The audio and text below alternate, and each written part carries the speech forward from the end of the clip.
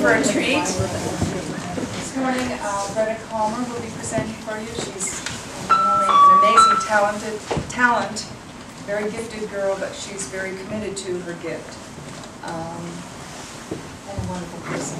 I got to know her throughout the years, and especially being her mentor for Capstone. So please welcome Brenna.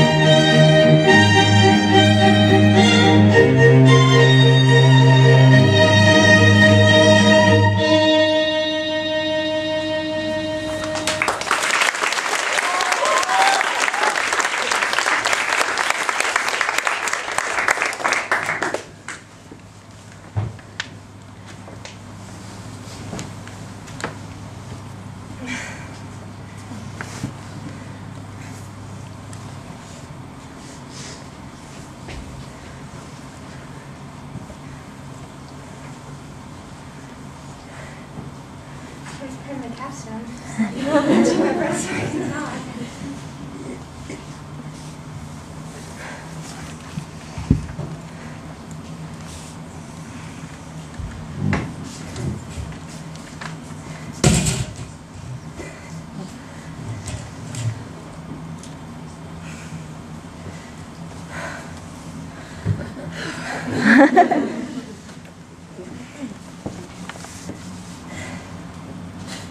How do I define myself? It seems like a simple question at first, but over time I've come to realize its underlying complexity. As you already know, I'm a dancer, and happy to call myself one, but that's only one piece of the puzzle. Reflecting on my life up to this point, I find it remarkable how so many of my experiences and decisions, even those that once seemed relatively insignificant, played such an important role in shaping me into the person I am today. I believe that you are who you choose to be. It's true that sometimes you can't fully control the way circumstances unfold. Life will take unexpected turns, but you always have control over yourself. And it's taken me a lot of time to realize that that is enough. I'm at the place I am now because of my own choices and the lessons I've learned so far throughout my life. I'm happy with who I am at the moment, but I will undoubtedly continue to grow and change. I want to share with you my personal journey up to this point, to show you how I arrived here and how I'm preparing myself for the road ahead. I'll begin my story at the most logical point, my initial exposure to dance as a young child. It began in a pretty typical, unremarkable way. My mom simply enrolled me in baby ballet and tap classes at Conestoga Rec Center when I was 4. Of course, at that age, dance essentially consisted of skipping around the room, crying over who got to be line leader, and then getting a sticker at the end of class. However, it wouldn't be long before dance became quite a bit more than that. In preschool, I met a girl named Corinne, who is still one of my closest friends to this day. And as a result of meeting her, dance soon transformed from just a hobby to a real passion of mine. We started out taking tap classes together in her grandmother Mary Louise's basement, of all places, and I loved it from the start. And then eventually we both began taking classes at our grandparents' studio in the dance center, where I've been dancing ever since. From that point on, a huge portion of my life has been devoted to dance. I feel that I should give special recognition to tap, because it is the style that made me first fall in love with dance. There's nothing quite like creating intricate rhythms with your feet, allowing yourself to be a dancer and a musician at the same time. Each teacher I've worked with has offered me valuable training from a unique perspective, and as a result, I'm glad to be exposed to various styles of tap, from traditional Broadway to hoofing. I'd like to show you a video montage of my early days of tap, followed by two pieces. The first is a Latin rhythm tap solo, Tamacun, choreographed by my Capstone mentor and teacher of 6 years, Loupe. This has been the most difficult tap routine I've ever done, but I didn't expect any less, as he's always challenging me to push to the next level. The second piece is a Astaire and Ginger Rogers tap duet called Perdido, restaged by the fabulous Terry Brock. Sit back and enjoy.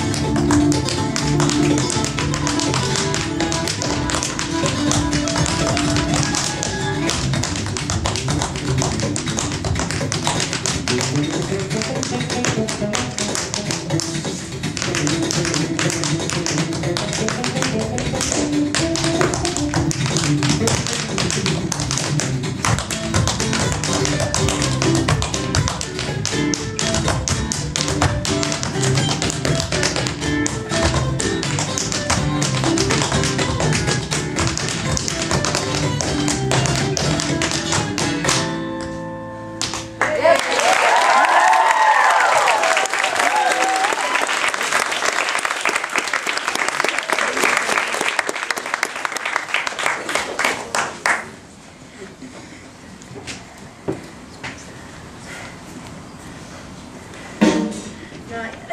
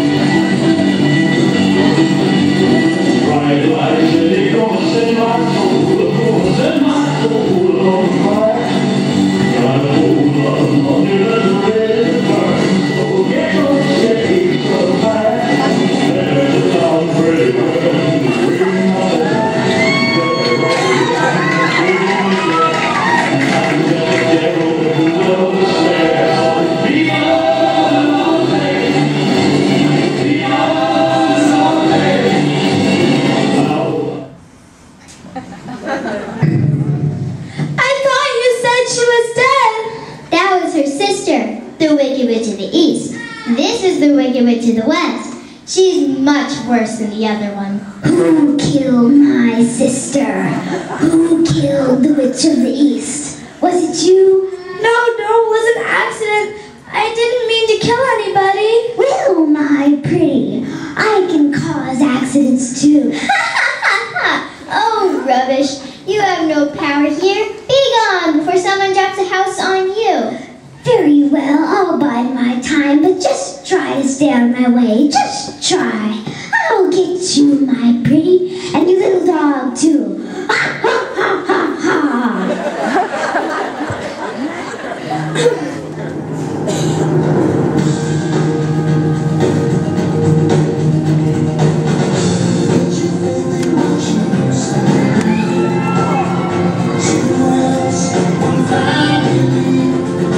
Trust your own living design.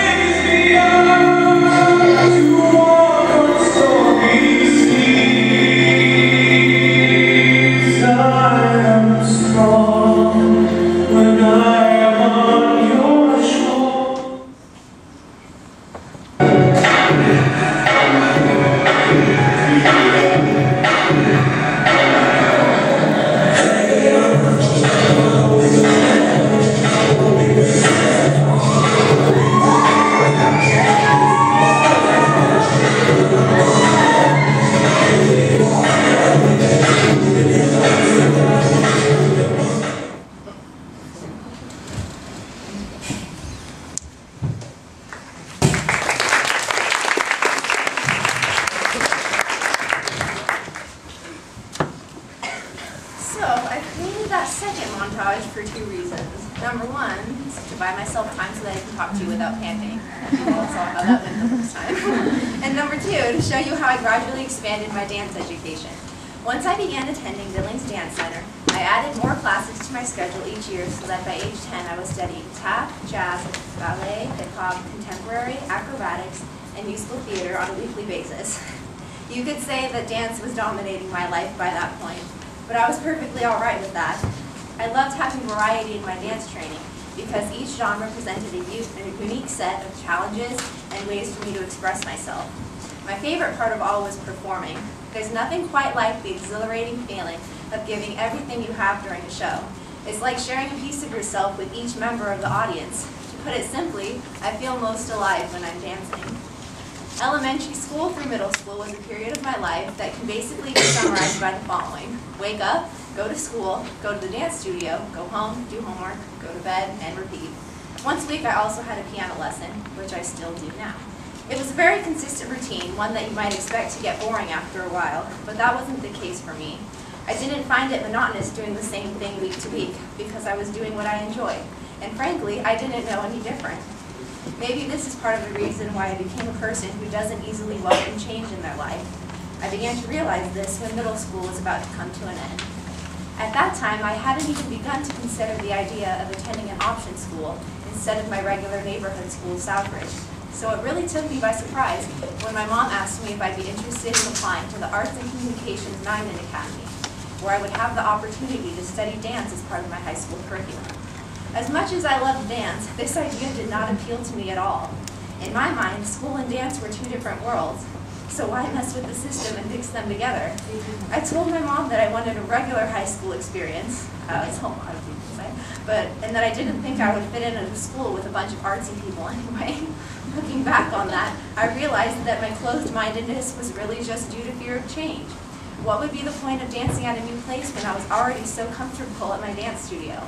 Taking a chance and trying something new just didn't seem worth the risk at the time. But the truth is, sometimes risks are necessary.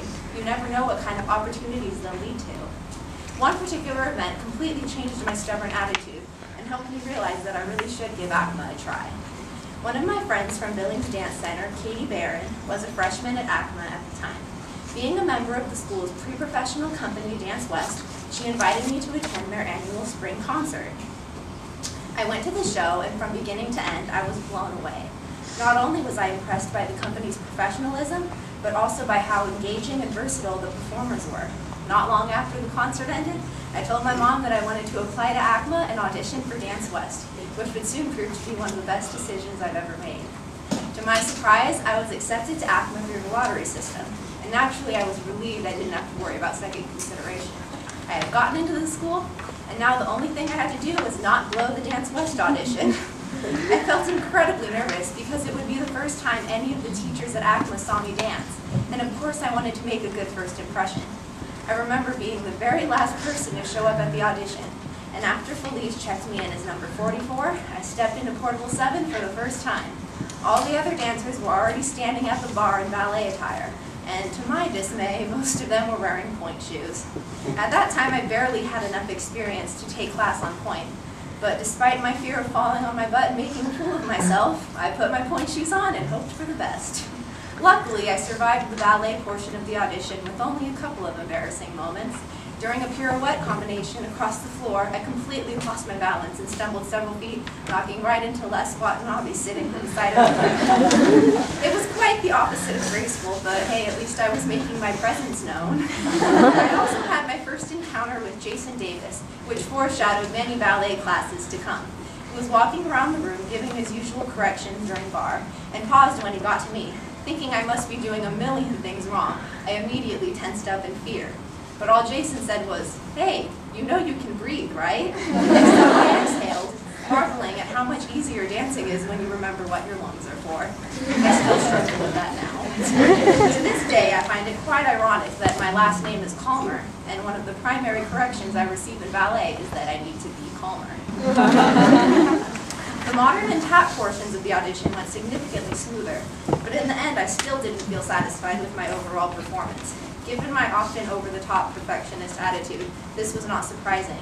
Even though I had given my best effort, I still felt as if I had let myself down somehow. Instead of being proud of the moments where I'd shined, I could only think of the moments where I'd messed up, worrying that they'd cost me the entire audition.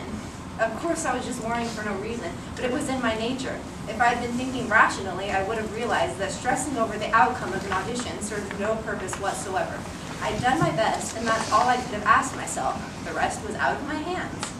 And when I received the letter in the mail informing me that I'd been accepted onto Dance West, I was overjoyed.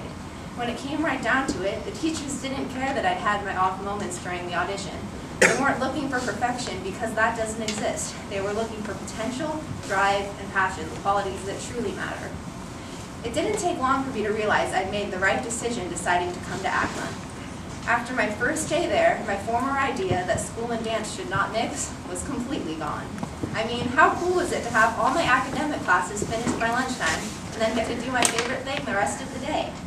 Right away, I developed a great appreciation for the rigorous training and outstanding faculty of the dance program. Each teacher I've had the privilege of studying with over these past 4 years has impacted me in a unique way.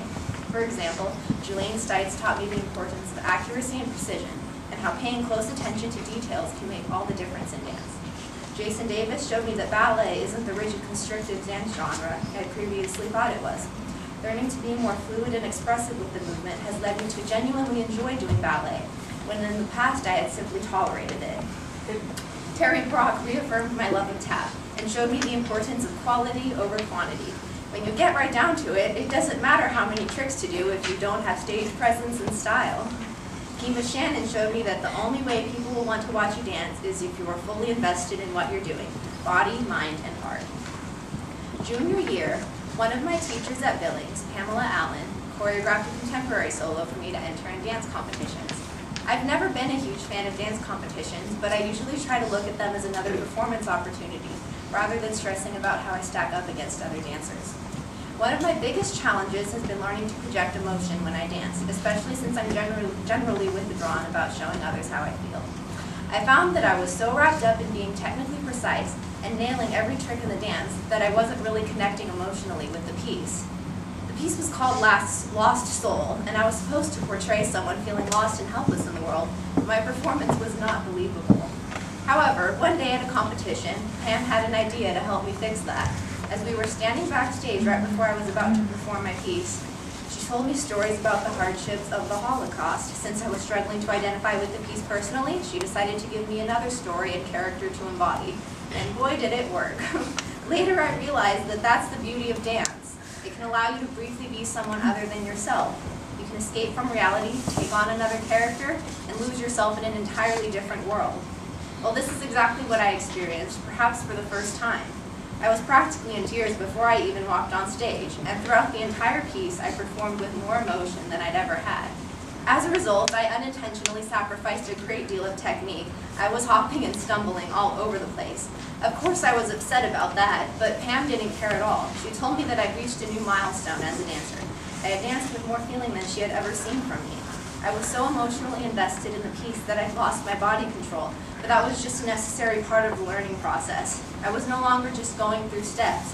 I was actually living and feeling through the dance. Now I'd like to show you the piece that allowed me to experience this.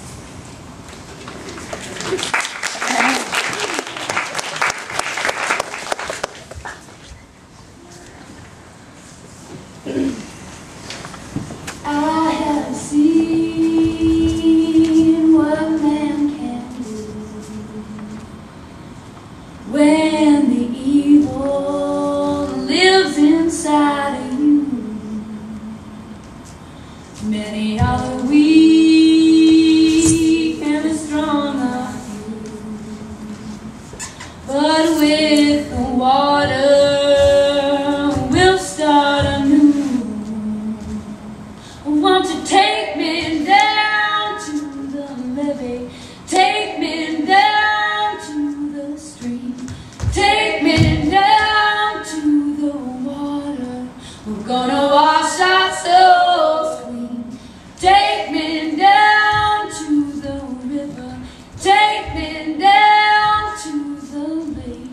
Yes, we'll all go together. We're gonna do it for the good Lord's sake.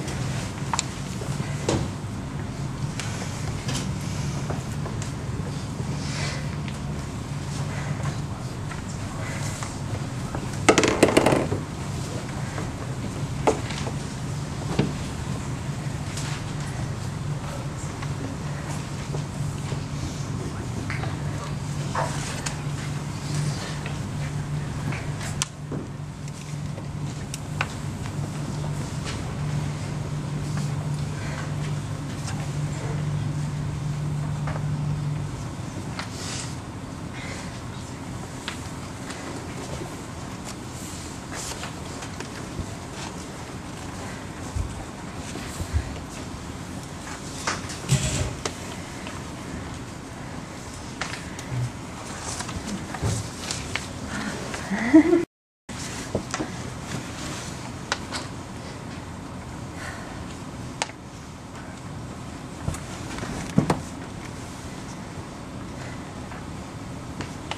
has taught me so many things about myself.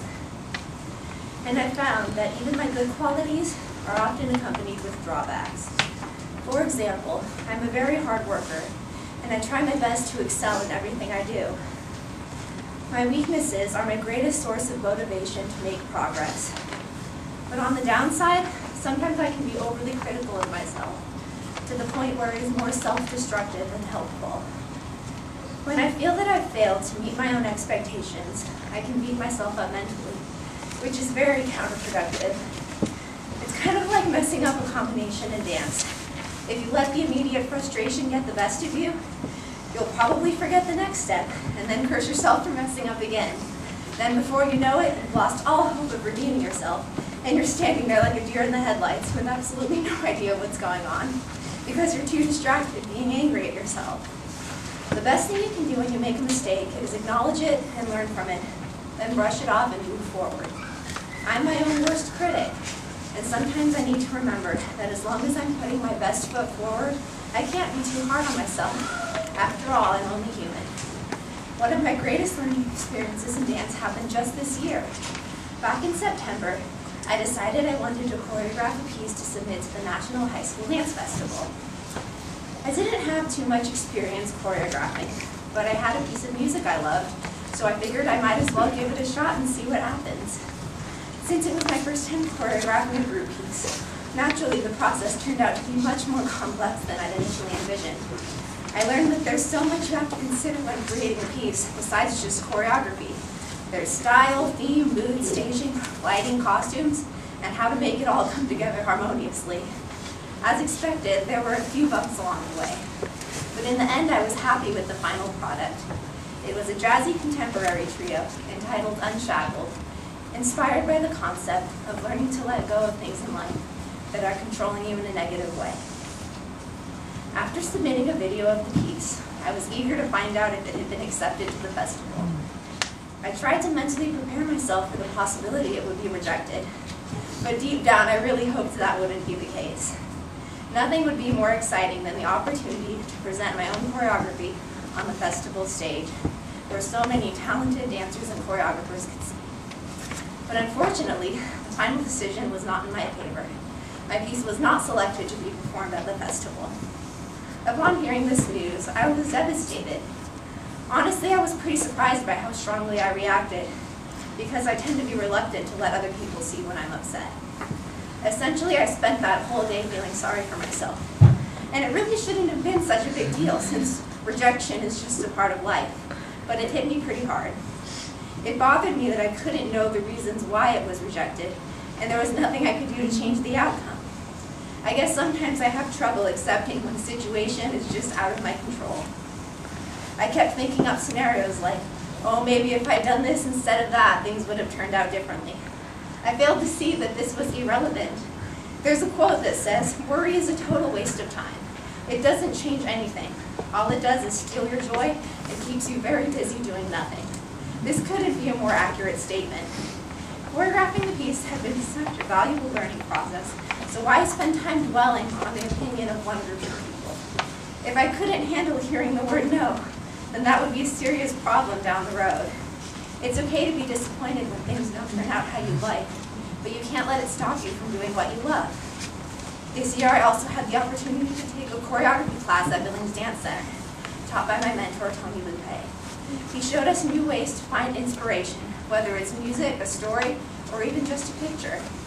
This class allowed me to further explore my artistic voice by choreographing a piece entitled Rise Above, which is about embracing life in spite of all of its chaos and uncertainty. I'd like to present these two pieces I've choreographed this year, Unshackled, followed by Rise Above.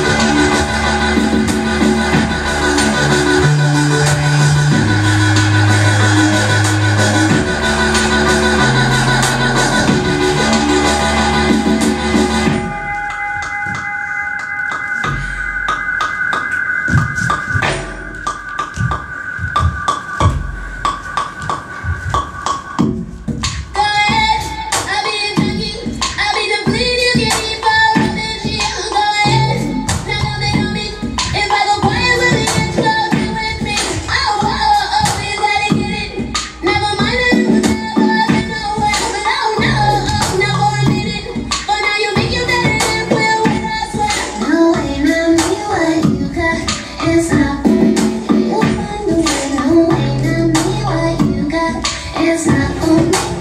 Don't read the song. You will know about. Don't be surprised when you hear this song.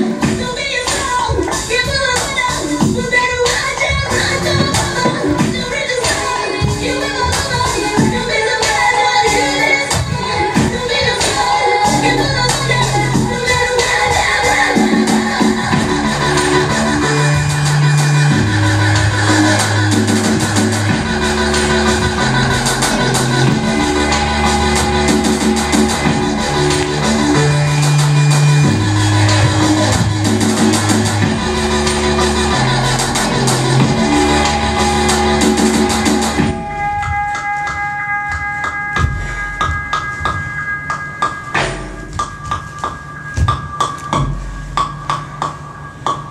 Tell them that they get what they want to him. Tell them. Tell them that they get what they want to him. Tell them. Tell them that they get what they want to him. Tell them. Tell them that they get what they want to him. Tell them.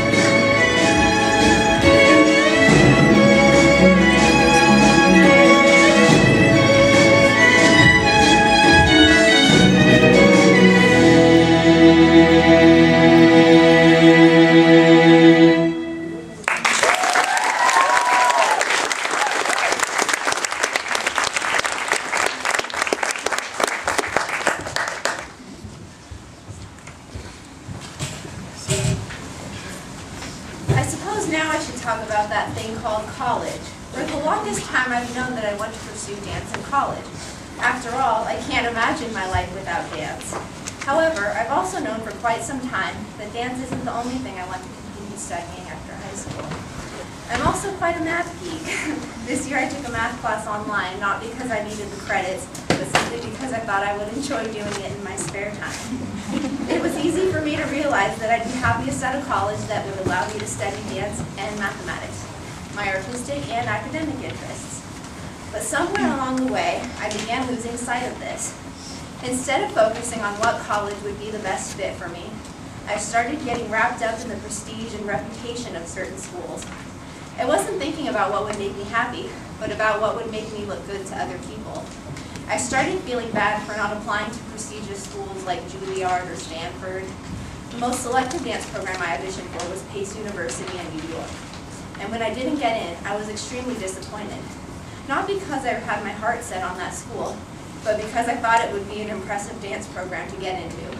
Clearly my way of thinking was way off track from what's actually important.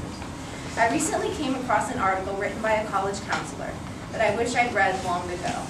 It said, "Now and in your life to come, resist the urge to let membership in or exclusion from any institution define you or impact your self-image in either positive or negative ways. We are all susceptible to the power of names and outside validation. But I encourage you to develop a healthy suspicion of people who use those things to give meaning to their lives or to serve as markers of their superiority. The most interesting, truly accomplished, and innovative people are not defined by others' stories about them. They remain open to their own potential.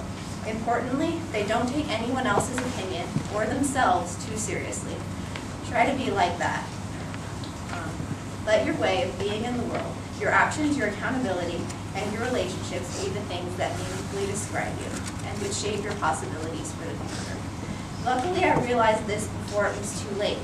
I haven't made my final decision on where I'll be going to college next year, but right now it's between Pacific University in Forest Grove, Oregon, and Chapman University in Orange, California. Both are schools where I could double major in dance and math. I've got just about 2 weeks to decide, and no matter what school I end up choosing, I'm excited to see what the future has in store. Let's revisit my opening question. How do I define myself? Well, let's see. I'm a dancer and a math geek. I'm a sugar addict who believes that few things in the world are more delicious than raw cake batter and cookie dough. I love piano, dogs, romantic comedies, video games, and cheese. I'm afraid of spiders and awkward social situations. I'm probably one of the only girls who thinks shopping is boring. Anyway, I could continue to list off random things, but what's the point? A personal definition is broad and endless. It consists of your past, your present, your future, who you were, who you are, and who you'll become. And the best part is, it's all up to you. You are the person you choose to be.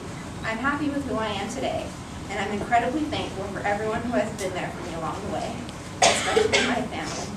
My brother Trent is the most caring person I know, and life is just more enjoyable whenever he's around. Maybe because we share the same bizarre sense of humor. Mom and Dad, thank you for being the most supportive parents I could ask for, and for putting up with me even in my ugliest of moments. I can't tell you how much it means to me that I will always have you to turn to, no matter where the next chapter of my life takes me. Frankly, I have no idea where I'll be 5 years from now, and that's totally okay. Life is about the journey, and sometimes you just have to figure things out as you go. You have the power to go in any direction you choose. Your destination is never set in stone. It's all up to you. Do what makes you happy, and even in times of uncertainty, you'll find clarity.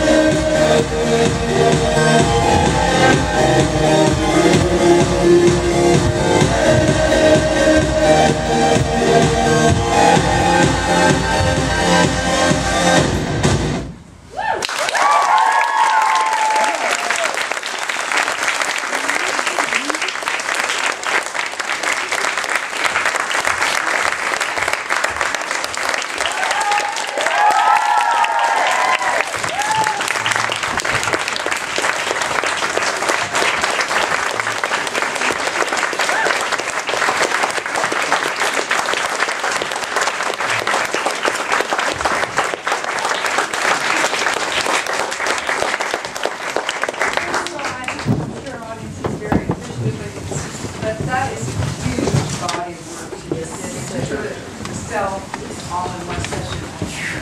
Nice job, girl. I have time for a few questions. Go for it.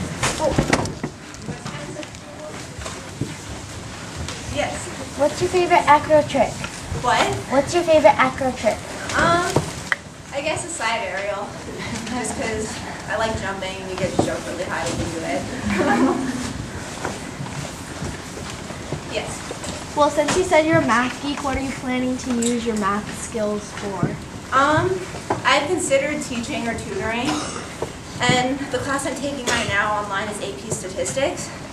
And I've also kind of been interested in actuarial science, which uses statistics to calculate risk and financially, economic, that kind of thing.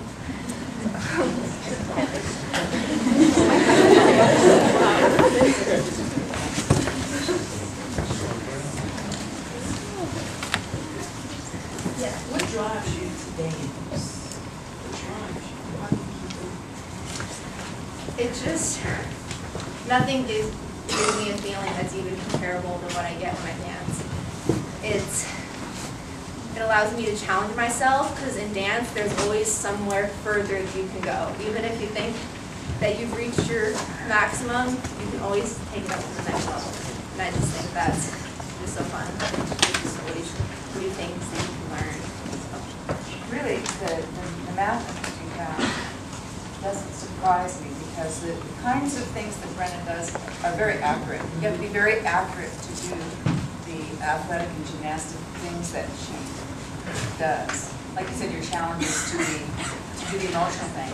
Boy, if you want to get her done in terms of amazing athletic moves, she's the one. And there's a lot of math in that.